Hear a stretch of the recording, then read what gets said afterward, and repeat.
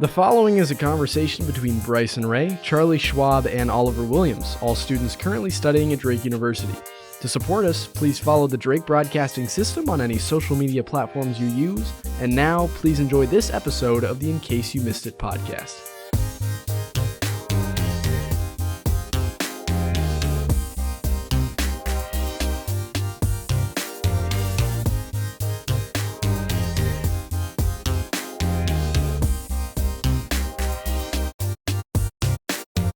Last episode, Charlie covered an ongoing lawsuit concerning a shooting incident that occurred in 2019. This segment, which we are now dubbing the Charlie Archives, is back for yet another lawsuit, this one originating from 2018. Charlie? So in 2018, two brothers from Belgium, the Moss brothers, they emailed Drake University expressing interest in coming to the school. Yeah. They emailed the tennis coach and they said, hey, we'd be interested in studying here. We'd love to move to America and stuff like that. But they expressed a need, like a significant need for financial aid because, moving across, first of all, it's across an ocean. And also, Drake University is not a cheap university. And the tennis coach said that if they waited till 2019, he could get enough financial aid for them to be able to come here. So they would have to wait a year then? Yeah. So they waited a year, right? And they, during this year, they were unable to, they weren't really at a school, so they were unable to... Yeah, so they had graduated high school by this time. Yeah. Yeah. They were unable to kind of play professionally, like advance their careers during this year. And then 2019 rolls around, and they move here in the fall. Mm-hmm. They spend about $40,000 out of pocket to move here. Wow. Yep. And they come here, and in June, they come to find that all their athletic scholarships and a ton of their financial aid was actually withheld from them. So... in 2019, they were supposed to get $36,000, and in 2021 through 2023, they were supposed to get $54,000 a year. Yes. Yeah. And this was all taken from them as soon as they came to Des Moines. So they spent $40,000 out of pocket, and the coach told the twins that Drake could no longer offer them athletic scholarships. Wow. The brothers lost their scholarship funds, funding for equipment and coaching, professional opportunities because they were unable to play for a year. Mm-hmm. And they sued Drake. Drake denied all the accusations, but wow. In May 10th, 2022, Drake and the Moss family settled out of court. Oh. In December 2018, the brothers received an overview of their final cost to attend Drake, and it was significantly more than they expected. Yeah. So they called the tennis coach, and they talked to them, and the coach promised a precise amount of academic and athletic scholarship aid that Drake would provide. Now, the tennis coach is someone affiliated with Drake, obviously, and the brothers actually made a spreadsheet with the coach, emailed it to the coach, and asked, if you see anything incorrect, please let us know. And the coach approved this spreadsheet. And this email was, I'm guessing it was presented in court? Yes. Yeah. But this was in 2018, so this was before the boys had even moved to Iowa. So this was just financial planning to be like, hey, we just want to make sure this is all solidified before we commit to this. Right. Keep in mind, in college, if you're trying to become a professional athlete, there's like a small window of time where you can really get into like the field. Yeah. So these boys, who were twins, by the way, they missed an entire season because they were told to wait till 2019. They came to Drake University.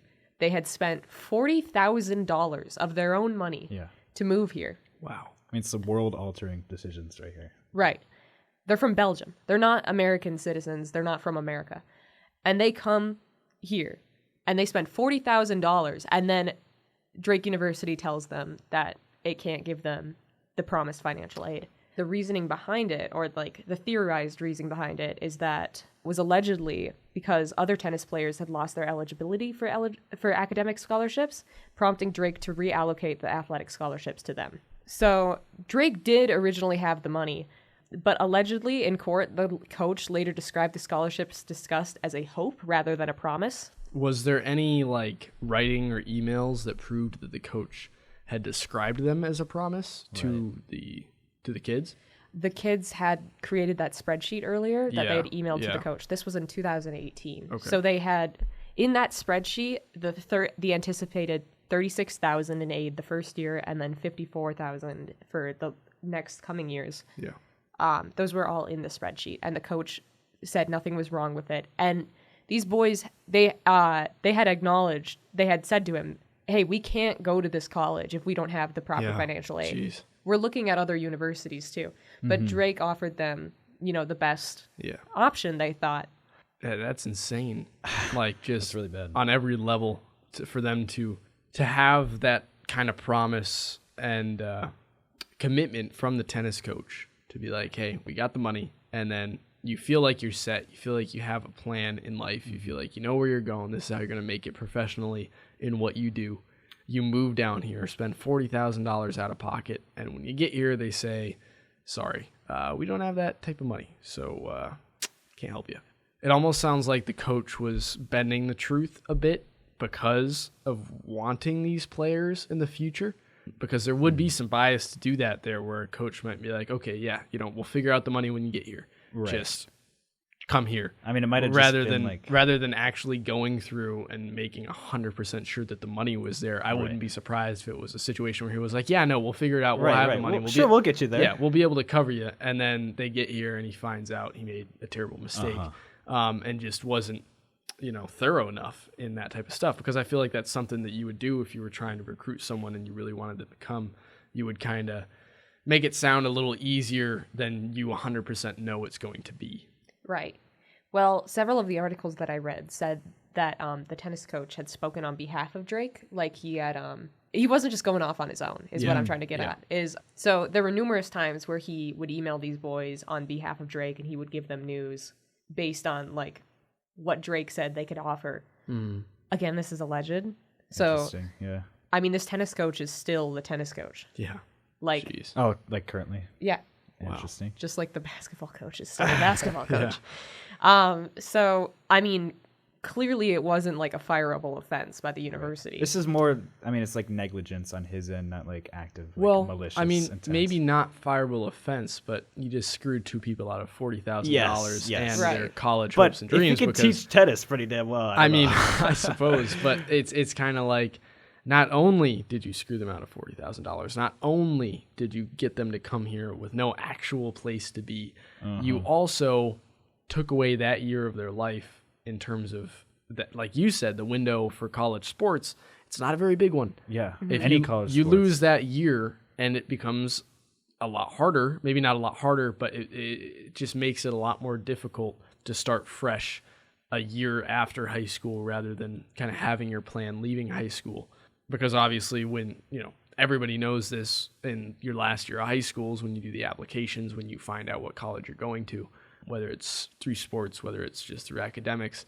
But to say, take this year off, we'll get you next year. And then to not back that up, you've screwed them out of that year. You've screwed them out of countless other opportunities coming out of high school. Now, I don't know for sure if Drake University was the only college offering them money for their tennis skills. This was not. Yeah, and that's part of the thing where it's like if you're recruiting people all the way from Belgium, I'm guessing you're not the only college doing it. Yeah. So making this promise, I mean, based on what you just said, where Drake wasn't the only college offering this, they probably had other opportunities with universities who actually had the money, with coaches who actually knew what they were talking about money-wise and weren't just, not making stuff up, but weren't being negligent and actually had a place for them on campus.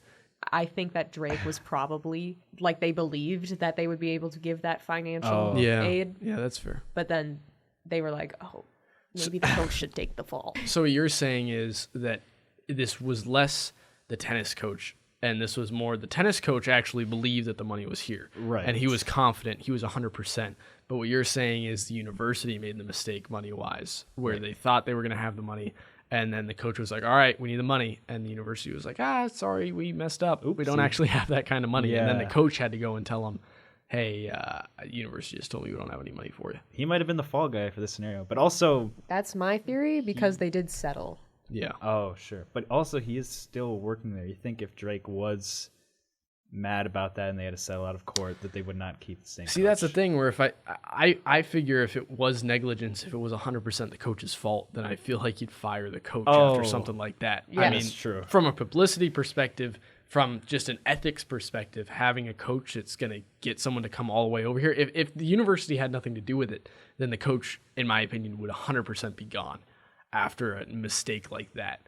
Right. Even if it's I a was great looking coach. at it backwards there, I guess. So then definitely, and when you throw in the part where they settled, it's like, okay, if they settled, then that, I know this is just speculation, but there's a fair shot that there was truth to what the boys were saying. And there was truth to this whole situation, but the university didn't want that publicity, didn't want that lawsuit on their hands, and said, okay, we'll give you this X amount of dollars if we just all move on from this.